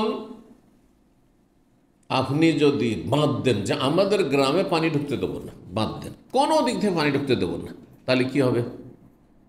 হ্যাঁ, তারপরে পানি বাড়তি আছে, তাহলে কি হবে? বাঁধ ভাঙবে না? বাঁধের ভাঙন জানেন না? যেসব এলাকা বাঁধ আছে তারা বুঝবে, এর বুঝবে না। আমরা বাঁধ রোড এলাকার লোক, যেহেতু পদ্মা গঙ্গা এলাকার লোক, সেজন্য আমরা বুঝবো এটা। 3-3টা করে বাঁধ দেওয়া আছে, বুঝতে পারছেন না? ফরাক্কা যে ব্যারেজ আছে তার আশেপাশে জায়গাগুলোতে 3-3টা করে বাঁধ ছিল, একটার পর আরেকটা ভেঙে একবারে সব গোটা এলাকাকে ডুবিয়ে দিচ্ছে। তো একটা পানি কি স্বাভাবিক যখন চলতে দেবেন তখন স্বাভাবিক চলবে। এটা হচ্ছে সাধারণ সাবালক হয়েছেন, বিয়ে শাদী করেন, তাহলে স্বাভাবিক চলবে না। কিন্তু যদি বলেন যে আমি বিয়েই করবো না, আর এইদিকে কি হচ্ছে, হ্যাঁ, চোখের জেনা থেকে বাঁচতে পারছেন না, অথবা বড় জেনাতে লিপ্ত হয়ে যাচ্ছে, না হয় লেবাতাতে আপনার লূত আলাইহিস সালামের কওমের নোংরামিতে সমকামিতায় লিপ্ত হয়ে যাচ্ছে, আর না হলে কমের পক্ষে কি করছে, হস্তমিথুন করছে। সবগুলি কোনোটা হারাম না জায়েজ, কিন্তু না জায়েজ কাজ, এগুলো সীমা লঙ্ঘনকারীর কাজ। আল্লাহ কোরআনে বলছে ফাউলাইকুমুল আদু, স্ত্রী ছাড়া কেউ অন্য রাস্তা খুঁজে যৌনাচারের জন্য, তারা হচ্ছে সীমা লঙ্ঘনকারী। আল্লাহ বলেছেন সূরা মুমিনুন। চিন্তা করুন তো ঠিক মানুষের মধ্যে আল্লাহ যে চাহিদা, শারীরিক চাহিদাগুলির, সেই চাহিদা পূরণ করতে হবে। কেউ যদি বলে আমি ঘুমাবো না, মোটে কদিন চলবে, হবে কয়েকদিন পর অসুস্থ হয়ে বিছানা ধরে নেবে, আর দাঁড়িয়েও নামাজ পড়তে পারছে না, বসার পরে এখন বিছানা ধরে নিতে হয়েছে, শেষে চলে যেত, মাটির তলায় চলে যেত, ঠিক কিনা? চলবে লড়াই করলে আমি ঘুমাবো না, আমি খাবো না? না, মোটেই না। শরীরের যে সর্বনিম্ন যে চাহিদাগুলো সেগুলো পূরণ করতে হবে। এই লোক বললেন আমি কখনো বিয়ে করবো না। ফাজা আলাইহিম রাসূলুল্লাহ, তখনই রসুল চলে এসেছেন। যেই সময় এরা জিজ্ঞাসা করতে, তখন নবী বাড়িতে ছিলেন না সাল্লাল্লাহু আলাইহি ওয়াসাল্লাম। আসলেন রাসূলুল্লাহ সাল্লাল্লাহু আলাইহি ওয়াসাল্লাম, এসে বললেন, শুনে ফেলেছেন, আনতুমুল্লাযী কুলতুম কাযা, তাদের কাছেই শুনেছেন, হয়তো বলছে ওই দিক থেকে শুনেছেন, অথবা বাড়িতে ঢুকেছেন, তারপরে স্ত্রীরা বলছে এইরকম, লোকেরা জিজ্ঞেস করছিলাম, আর তার বাইরে থেকে এরকম বলা বলি করছিল যে আমি এটা করবো না, আমি এটা করবো না, আমি এটা করবো না। আমার শুনে রাখো, ওয়াল্লাহি, আল্লাহর কসম করে বলছে, ইন্নী লা আখশাকুম লিল্লাহি ওয়া আতকাকুম লাহ, আমি আল্লাহকে সবচেয়ে বেশি ভয় পাই এবং আমি সবচেয়ে বেশি তাকওয়া অর্জনকারী। আল্লাহর ভয় ভীতি আমার অন্তরে সবচেয়ে বেশি রয়েছে। এটা নিজের গুণ গাওয়া হলো না? নিজের গুণ গাওয়া কি সব জায়গায় নাজায়েজ? প্রয়োজনে জায়েজ, কোনো কোনো জায়গায় জরুরি, বুঝতে পারছেন না? জি, ক্ষেত্র বিশেষই। আর আসল হচ্ছে যে নিজের গুণ গাওয়া ভালো কাজ নয়। স্বাভাবিক অবস্থায় নিজের গুণ গাইবো যে আমি এরকম আলেম, তো আমি এইরকম, আমার এই খেদমত রয়েছে, আমার এই এলিম রয়েছে, জায়েজ নয়, বুঝতে পারছেন না? কিন্তু প্রয়োজন, যেই বেদাতি ব্যক্তি আমার সামনে আছে, হয়তো ওলামারা বলেছেন বেদাতিদের সামনে নিজের এলেমের কথা বলা যাবে যে আমি এই লেখাপড়া করেছি, হ্যাঁ আমি এই করেছি, নিজের গুণ প্রকাশ করা যাবে। তারপরে একজন এমন ব্যক্তি যে আমাকে চেনে না, আর যদি তার কাছেও আপনাদের সামনে যেমন আমি নিজে বিনয়, ভাই আমি তো আপনাদের মতো একজন মানুষ, আপনাদের সামনে আমি যদি বলি যে আমি আপনাদের মতো একজন মানুষ, তো আপনি কি মনে করেন আমার মতোই শেখ?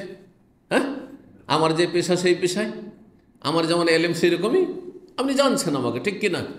কিন্তু একজন যেই ব্যক্তি আমাকে চিনেই না, হয়তো দেখেও নি, নামও শোনেনি আমার, হ্যাঁ আমার গুণ সম্পর্কে বৈশিষ্ট্য জানে না, তাকে যদি বলে ভাই আমি আপনি সমান, আপনি মুসলিম আমি মুসলিম সমান, তাহলে সে কীভাবে?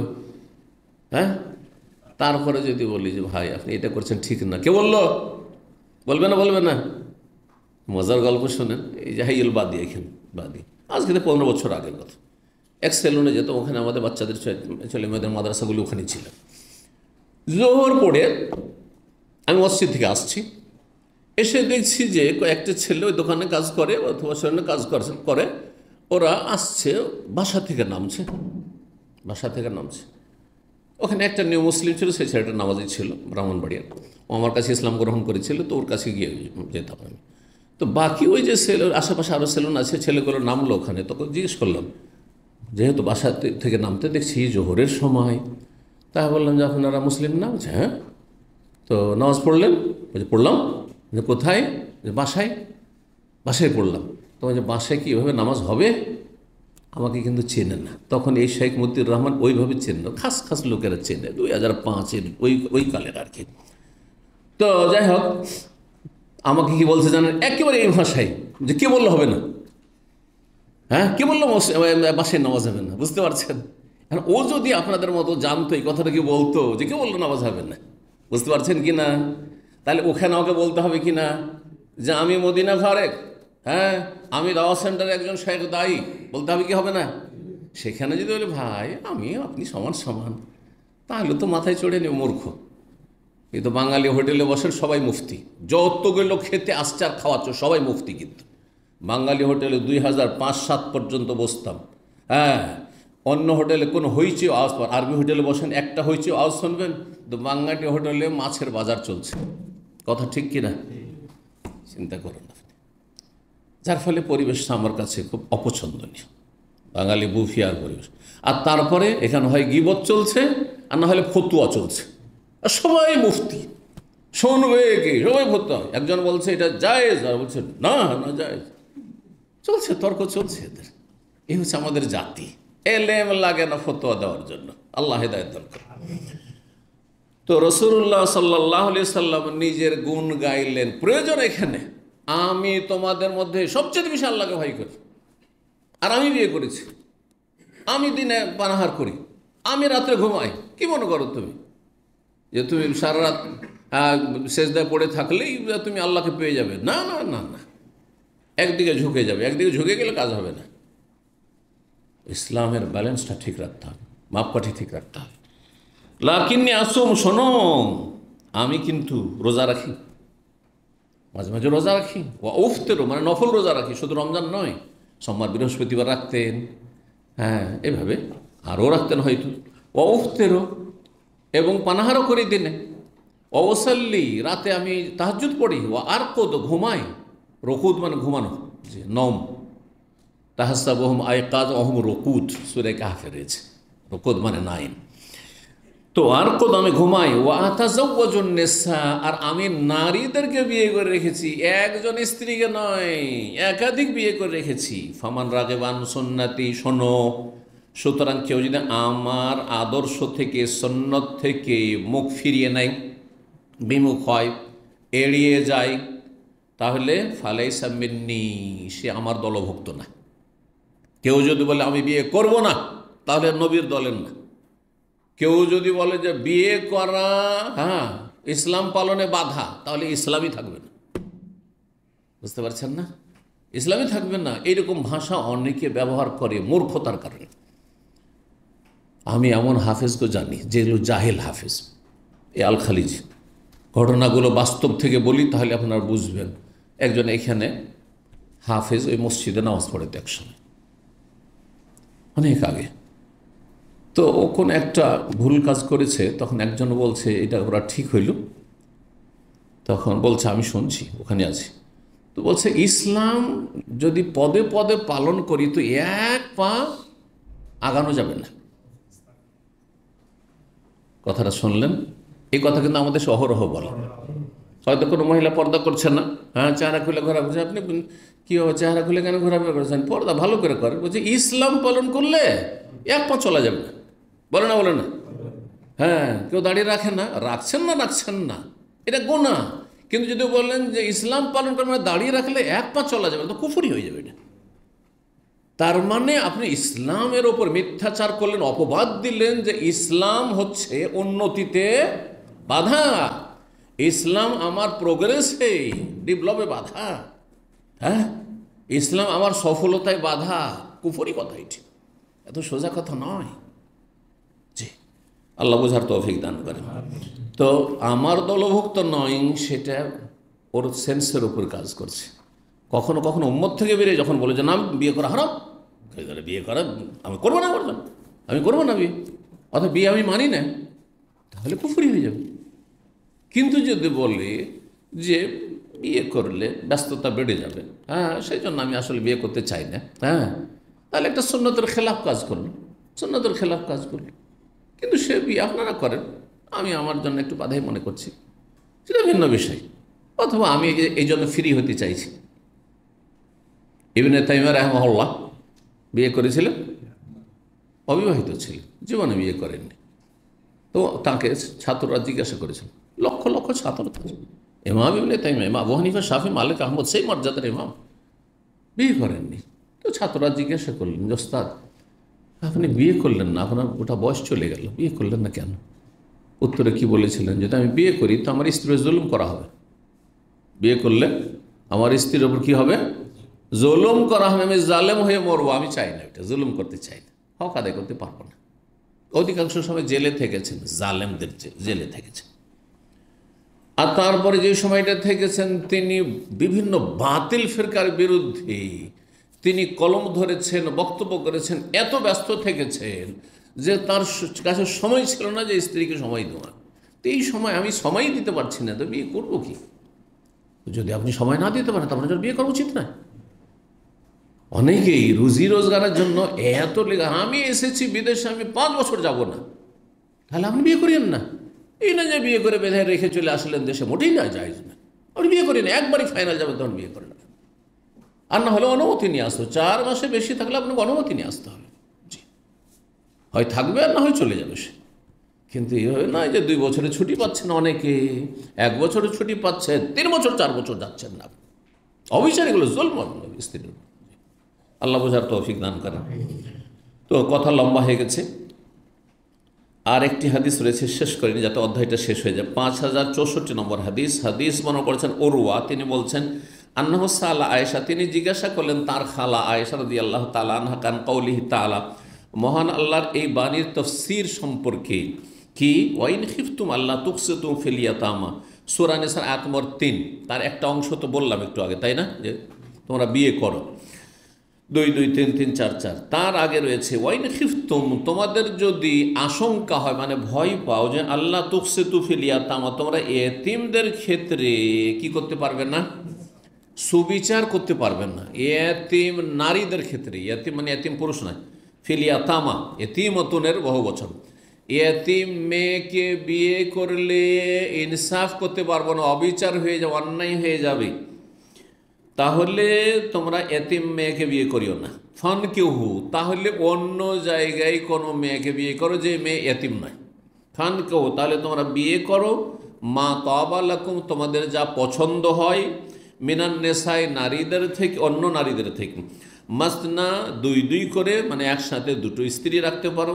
মাসনা 3টি করে রাখতে পারো, একসাথে 4টি করে রাখতে পারো, কিন্তু একসাথে এর বেশি রাখতে পারবে না। কিন্তু কেউ রাখলো, প্রত্যেক যুগে 4টি করে রেখেছে, তার মধ্যে মাঝে মধ্যে একটিকে তালাক দিয়ে দিল, কেউ তালাক নিয়ে নিল, কেউ মারা গেল, আর তারপর এই করতে করতে 20-30টি হয়েছে। জায়েজ না? না জায়েজ? তাহলে আয়াত বুঝেছেন, ঠিক না? এই নয় যে আপনি গোটা লাইফে শুধু 4টা বিয়ে করতে পারবেন, গোটা জীবন, এমন নয়। একসাথে 4-এর বেশি জমা করতে পারবেন না। এটা হচ্ছে এই আয়াতের মর্ম কথা। তো বলছেন তারপরে ফাইন খিফতুম, আল্লাহ বলছেন ফাইন খিফতুম আল্লাহ তাআদিলু, তোমাদের যদি ভয় হয়, আশঙ্কা হয় কি যে তোমরা সুবিচার করতে পারবেন না 2 বিয়ে করলে, 3টে করলে, 4টা করলে। আমি এর আগে বহুবার বলেছি খুব সংক্ষেপে, যে বহু বিবাহের জন্য 1-এর বেশি যদি আপনি স্ত্রী রাখতে চান, বিয়ে করতে চান, তাহলে 3টি শর্ত রয়েছে। কে বলতে পারে? আমি এগিয়ে দিলাম 3টি শর্ত। কি?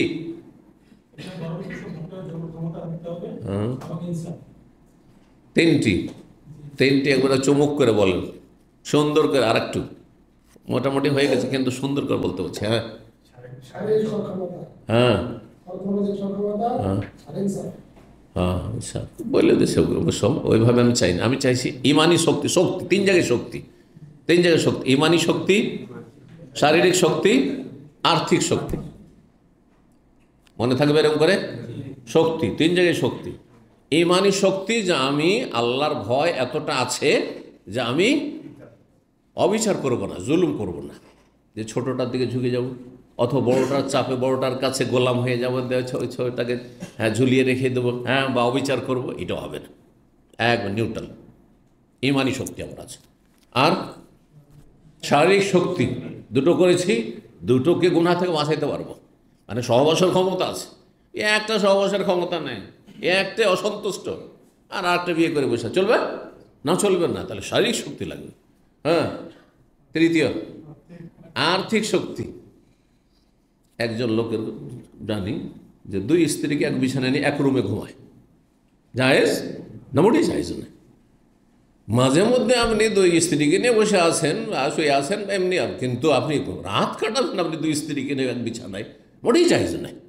হ্যাঁ ভাই, এক রুমে 2 জন থাকবে, আর বলে একজন তুই বাইরে যা, আর একজন তুই ঘরে আয়, চলবে না? মোটেই জায়েজ নাই। 2টো রুম যদি না তৈরি করতে পারে, আপনার জন্য 2টো বিয়ে করাই জায়েজ নাই।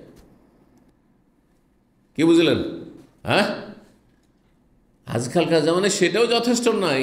একই উঠানে, একই ফ্ল্যাটে 2-3টা রুম আছে, এই রুমে এক স্ত্রী, ওই রুমে এক স্ত্রী, আর রুম থেকে বেরোলেই 203 মারামারি লেগে যাচ্ছে। জায়েজের উপরে বিয়ে করা ফিতনা ফাসাদের জন্য বিয়ে করে, যেন শান্তির জন্য, অশান্তির জন্য। মানুষ বেশি বিয়ে করে, একাধিক বিয়ে করে কিসের জন্য? শান্তির জন্য। আপনি তো শান্তিকে সর্বনাশ করে দিলেন। আপনি না, মোটেই করবেন না। আপনি দেখতে হবে যে আমি শারীরিক শান্তি, পারিবারিক শান্তি, আমার মানসিক শান্তি এতে পাবো কিনা। মানসিক দিক থেকে আপনাকে অশান্তিতে রেখেছে 203, আর 2 জনের উপর কন্ট্রোল চলছে না, আপনার কন্ট্রোল 2 জন, আপনার উপর কন্ট্রোল চলছে তাদের 2 জনের, তাহলে চলবে না? মোটেই না। তাহলে কি হইতে হবে? শারীরিক শক্তি মানে যৌন ক্ষমতা থাকতে হবে। 2 জন রাখলে 2 জনের ক্ষমতা থাকতে হবে, 3 জন 3 জনের ক্ষমতা থাকতে হবে, 4 জন 4 জনের ক্ষমতা থাকতে হবে, যাতে গুনাহ থেকে বাঁচাইতে পারে। এমন না হয় যে নামকে আসতে আপনার স্ত্রী, কিন্তু ঘুমায় আর কারো কাছে, দেখে আর কারো দিকে, তাকায় আর কারো দিকে, আর আপনিও দায়ুস। কি করব? যখন পারছি না হক আদায় করতে, তো ওকে তো কিছুটা তো ছাড় দিতে হবে। হ্যাঁ, শয়তান আপনি। জি, আল্লাহ হেদায়েত দান করুন। তো এই আয়াতের তাফসীর জিজ্ঞাসা করলেন, তারপরে বলছেন একটি বিয়ে করো। আচ্ছা, একটিও বিয়ে করার যদি ক্ষমতা না থাকে, তো যখন দাসীর যুগ ছিল, এখন তো আর নেই, বাস্তবে নেই, দাসীর যুগ ছিল, আল্লাহ বলছেন যে দাসী রাখলে আরও সুবিধা। হয়তো একটা বিয়ে করে একটারই ভরণ পোষণ চালাতে পারবে না, কিন্তু দাসীর জন্য তো অত ডিমান্ড নেই। আওমা মালাকাত আইমানুকুম, অথবা তোমাদের অধীনস্থ যে তোমাদের দাসী রয়েছে সেটাতে ক্ষান্ত, তাতে যৌনাচার করো, জায়েজ। কিন্তু এটা বোঝানোর জন্য লম্বা এর প্রসেস রয়েছে, আর লম্বা তার ব্যাখ্যার প্রয়োজন রয়েছে। আজকাল দাসের যুগ নেই, সুতরাং সেটা অফ, এক কথায়। যতক্ষণ পর্যন্ত সেই দাসীর যুগ আবার ফিরে না আসছে, আর সেটা আসবে জিহাদ ফি সাবিলিল্লাহর মাধ্যমে, এমনি নয়। যালিকা আদনা আল্লাহ তাউলু, এটি হচ্ছে অবিচার না করার নিকটবর্তী। যদি এইভাবে একটি বিয়ে করো তাহলে অবিচার হবে না, কারণ একজন স্ত্রী আছে। জি, কালা, তখন তাফসীরে বলছেন ইয়াবনা উখতি, হে আমার বোনের ছেলে, আল ইয়াতীমা, আল্লাহ কি বলছেন, তোমরা যদি ইয়াতীম মেয়েদের ক্ষেত্রে ইনসাফ করতে সাহস না করো, ভয় পাও, ঠিক না? হয়তো কি যে আরবরা সেই যুগে বা সাহাবাই কেরামগণ, পরম্পরা আরবরা ওইরকম ছিল, তাদের বাড়িতে কি থাকতো, এতিম মেয়ে থাকতো। হ্যাঁ, এতিম, হ্যাঁ, এলাকার কোনো একটা এতিম মেয়েকে সে লালন পালন করতে নিয়েছে, তারপরে মেয়েটা সাবালিকা হয়েছে, নিজের ঘরে যখন সাবালিকা হয়েছে আর যে মাহারামও না সেই এতিমান, তখন স্বাভাবিক রাত দিন দেখছে, ওর দিকে একটা মনের চাহিদা হয়েছে যে এটাকে বিয়ে করিনি, আর আমি তো মানুষ করলাম, সুতরাং সে তো আর বেশি মোহরও কিছু চাইতে পারবে না, যা দিব তাতেই রাজি, ঠিক কিনা? সে অন্য কোনো মহিলাকে বিয়ে করলে, মেয়েকে বিয়ে করলে সে দিত হয়তো 1 লক্ষ টাকা মোহর, আর এখানে ও হয়তো 10-20 টাকা, 50 টাকা বা 100 টাকা, 500 টাকা দিয়ে সেরে নিল, জায়েজ? হ্যাঁ, এইরকম ক্ষেত্রে জায়েজ নয়। কিন্তু তুমি সমান সমান মোহর দিতে পারো, যদি অন্য একটা মেয়েকে বিয়ে করলে যেমন মোহর দিতে, ওই হারে যদি মোহর দিতে পারো, তাহলে এতিমাকে বিয়ে করতে পারবো, কোনো অসুবিধা নেই। এবার বুঝতে পেরেছেন মশলা? তা আসলে বেশিরভাগ লোক কী করতো, অবিচার করে দিত, কারণ কিছু তো চাই নাও, আর কি চাইবে? হ্যাঁ, কতটা মোহর নেবে, কতটা নেব, আপনার কাছে মানুষ এলাম, যা দিবেন দেন, বলবে না, বলবে না। অবিচারের আশঙ্কা বেশি রয়েছে, সেই জন্য আল্লাহ বলছেন না তাহলে বিয়ে করিও না, আর না হলে ইনসাফ করো। তো বলছেন তা কোনো ফি হাজরে ওয়ালিহা, অভিভাবকের কোলে লালিত পালিত হতো, মানে তার বাড়িতে লালিত পালিত হতো, ফেয়ার গাউফি মালেহা জামালেহা, আর তারপরে সেই এতিম মেয়েটির ধন সম্পদ ছিল, কিন্তু দেখাশোনা রক্ষণাবেক্ষণ কেউ লোক নেই, বাপের ধন সম্পদ পেয়েছে, তার ধন সম্পদে আগ্রহী যে মেয়েটি তো ধন সম্পদ আছে সব, তো আমার ঘরেই চলে আসবে বিয়ে করলে, ও জামালিহা, সুন্দরী হয়ে উঠেছে, তাহলে মেয়ে বিয়ে করিনি, ইউরিদু ইয়াতাজাওয়াজাহা, তাকে বিয়ে করতে চায়, কিন্তু বে আদনা মিন সুন্নাতে সাদাকেহা, তার সর্বনিম্ন কোনো রকম মোহর দিয়ে, অল্প কিছু মোহর দিয়ে বিয়ে করতে চায়, যদি এমনটা হয়, ফান্নহু, নিষেধ করা হয়েছে এমনটা, তাহলে করিও না। আইয়ানকে হন্না, এদেরকে বিয়ে করিও না, ইল্লা ইউকসিতুল্লাহন্না, তবে যদি ইনসাফ করো, অন্য একটি মেয়েকে বিয়ে করলে আমি এত টাকা মোহর দিতে বাধ্য, সুতরাং এই মেয়েটি আমার ঘরে মানুষ হয়েছে, একে বিয়ে করব, আর আমি ততটাই মোহর দেবো, তাহলে ঠিক আছে। ফাইয়ুকমেলুস সাদাক, পূর্ণ যদি মোহর দেয় তাহলে ঠিক আছে, আর যদি পূর্ণ মোহর না দেয়, ও অমেরু বেনেকাহে মান সেওয়াহুন্না মিনান নিসাই, তাদেরকে নির্দেশ দেওয়া হয়েছিল সাহাবাই কেরামদেরকে যে অন্য মহিলাদেরকে বিয়ে করো যেখানে আর অবিচার হবে না, কারণ সেখানে কড়া ভাষায় চাইতে পারবে। হ্যাঁ, মেয়ের বাবা বা মেয়ের ভাই বলবে, অভিভাবক বলবে যে আমরা এত টাকা মোহর নেব, বা মেয়ে নিজে বলবে যে আমি এত টাকা মোহর নেবো, না হলে বিয়ে করবো না, ঠিক কিনা? কিন্তু আপনার ঘরে মানুষ হয়েছে, আপনার নুন খেয়ে 10 বছর 15 বছর আপনার বাড়িতে থাকছে, আর সে তো আর চাইবে না কিছু, যা দিবেন দেন, একটা চলবে, তখন অবিচার হয়ে যাওয়ার আশঙ্কা খুব বেশি রয়েছে, এই জন্য নিষেধ করা হয়েছে। এটি হচ্ছে আয়াতের তাফসীর। এখানে আজকের আলোচনা শেষ করছি। ওয়া জাযাকুমুল্লাহু খাইরান। আল্লাহ রাব্বুল আপনাদের ভালো করুন, এবং ধৈর্য ধারণ করে যে কোরআন এবং হাদিসের কথা শুনলেন, আল্লাহ যেন এই এলমে আমলে বরকত দান করেন, রুজিতে বরকত দান করেন, শরীর স্বাস্থ্যে বরকত দান করেন, হায়াতে বরকত দান করেন, পরিবারে বরকত দান করেন। আল্লাহ ছেলে মেয়েদের প্রতিপালনকে আল্লাহ সহজ করেন। রব্বানা আতিনা ফিদ দুনিয়া হাসানা ওয়া ফিল আখিরাতি হাসানা ওয়া কিনা আযাবান নার। মজলুম ফিলিস্তিনি ভাই বোনদের আল্লাহ হেফাজত করেন। বিশ্বে বিভিন্ন জায়গায় মুসলিমরা মজলুম, আল্লাহ তাদের হেফাজত করেন, আল্লাহ তাদের সাহায্য করেন। জালেমদেরকে আল্লাহ ধ্বংস করেন। যেই সব দেশে, যেই সব সমাজে, যেসব জায়গায় জালেমরা জুলম অত্যাচার করছে, আল্লাহ তাদের যেন সর্বনাশ করেন, এবং তাদেরকে আল্লাহ রাব্বুল ছিন্ন ভিন্ন করেন, তাদেরকে টুকরো টুকরো করেন। আল্লাহুম্মা মাযজিকহুম কুল্লা মুমাজ্জাক, আল্লাহুম্মা আহসিহিম আদাদা ওয়াকতুলহুম বাদাদা ওয়ালা তুগাদির মিনহুম আহাদা। রব্বানা তাকাব্বাল মিন্না ইন্নাকা আনতাস সামিউল আলিম। সুবহানা রাব্বিকা রাব্বিল ইজ্জাতি আম্মা ইয়াসিফুন ওয়া সালামুল আলাল মুরসালিন ওয়ালহামদুলিল্লাহি রাব্বিল আলামিন। ইন্নাল মুসলিমিনা ওয়াল মুসলিমাতি ওয়াল মুমিনিনা ওয়াল মুমিনাতি ওয়াল কানিতিনা ওয়াল কানিতাত والقانتين والقانتات والصادقين والصادقات والصابرين والصابرات والخاشعين